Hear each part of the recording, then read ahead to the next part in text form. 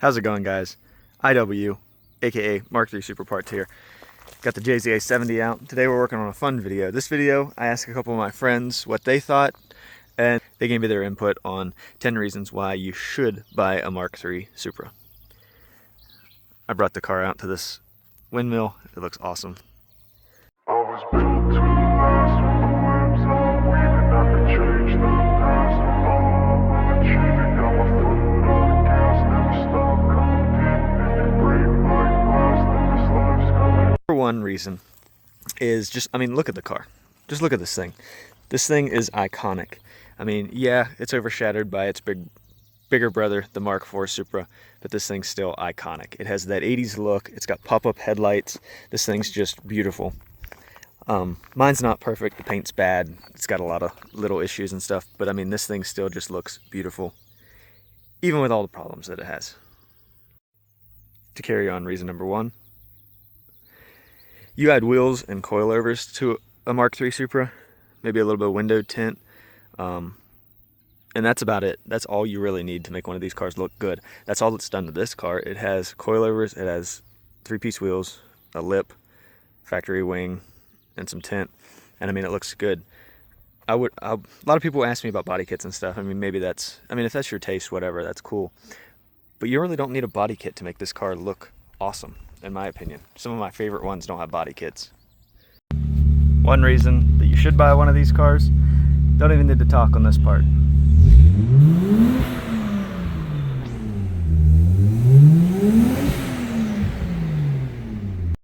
Another reason I think you should own a Mk3. I just pulled my Mk4 out because it's going to get built soon. They're a lot cheaper than a Mk4. You can own a Supra with a JZ for half or less of the price than you can own one of those cars. Reason number 4, these things are appreciating assets, kind of. I wouldn't invest in a Mk3 Supra rather than like the stock market or anything, so don't take my investing advice, but these things are going up in value. If you would have bought a nice turbo manual back when I first got into these cars back in 2014, you could have got a nice one for like $5,000 to $10,000. Now, nice turbo manuals, especially the 89 plus cars with lower production numbers, they're going for like 20 to 50 sometimes. You can see some of these, they're going crazy price, which is just mind-blowing that they're going for like Mk4 numbers. But it's nice to see that they're getting the respect that they deserve, because these cars were underrated for way too long. Reason number 5 why I think you should get a Mk3 Supra. This is kind of tricky to say because it's not all Mk3 Supras, contrary to popular belief. Depending on how much you know about Mk3s, maybe you think they all come with a JZ, because I've heard that's a common misconception.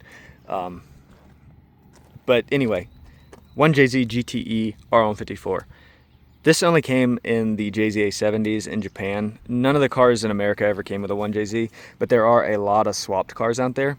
When you get into a swap car, you got to kind of be careful, because wiring harness issues depends on how they wired it up and just how they put the car together and stuff in general. So, but if you can find yourself a nice JZA70, that's the car I'd go with. It's going to be right-hand drive only though, but you're going to have a 1JZ and you're going to have an R154.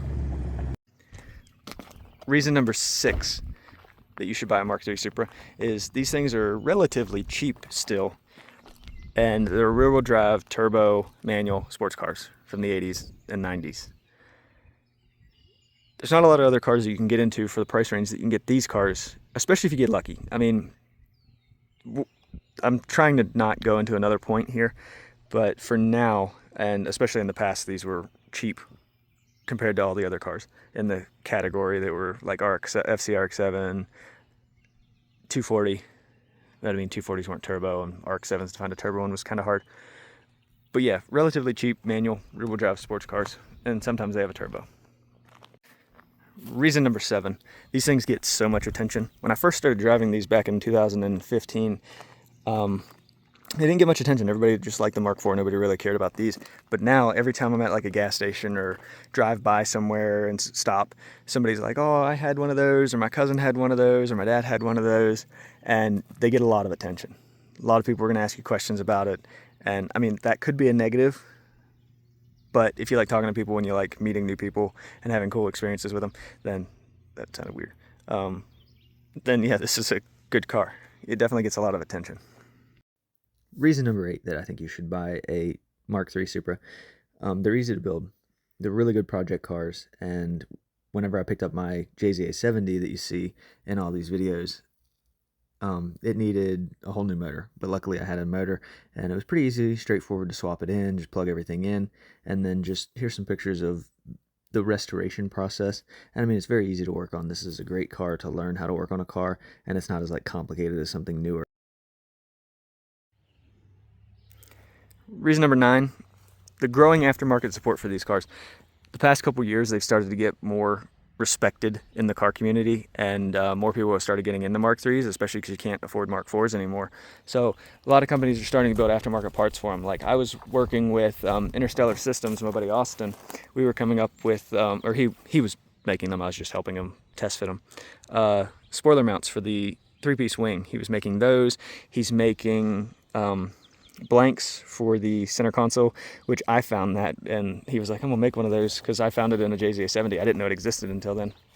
And then he's making a bunch of 3D printed parts. So window switch stuff, those are like huge for the community because window switches break. So if you can have a board to replace the cracked boards, because a lot of these are broken, that's awesome, and he does that. So shout out to him, Interstellar Systems on Instagram. Name's Austin. It's a cool dude. And then like places like Night Run, they're building their own parts. They're building a strut bar, which is really cool. It looks awesome. It's supposed to be like the TRD one.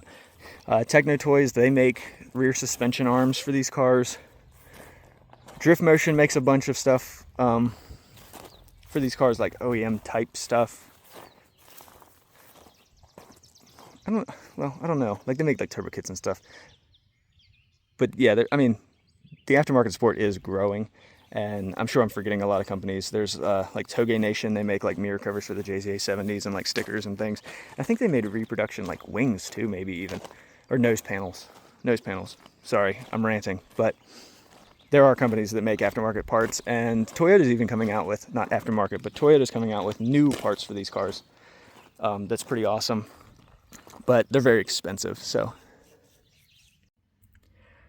This reason's honorable mention, because it's only in some very rare Supras. It's in the JZA70 Limited, is this digital dash. If you can find a JZA70 with this digital dash, these things are worth it. Some of them have problems like mine. The fuel gauge doesn't work, and it always says I have a check engine light, even though I shouldn't. But digital dash. Awesome.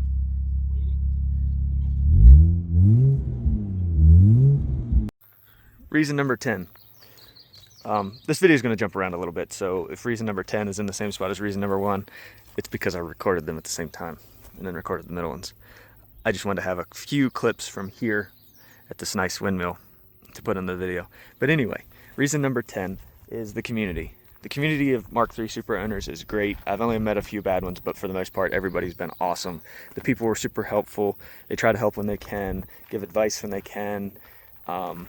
Even like with this video, like I asked a couple of my Supra friends what they thought of this video, and to give me some different points as to why you should buy a Mark III Supra, and they were very helpful about it.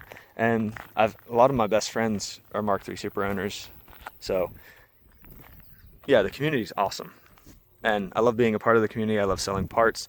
As most of you guys know, I sell a lot of Supra parts, and yeah, I just love it. Everybody's super nice. I love when people, especially when I post these videos and stuff, people are buying parts and they're like, I saw your YouTube video. I love that.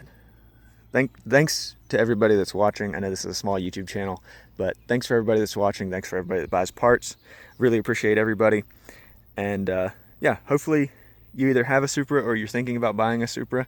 They're great cars. They do have problems. I'll be coming out with a video soon about 10 reasons why you shouldn't buy one.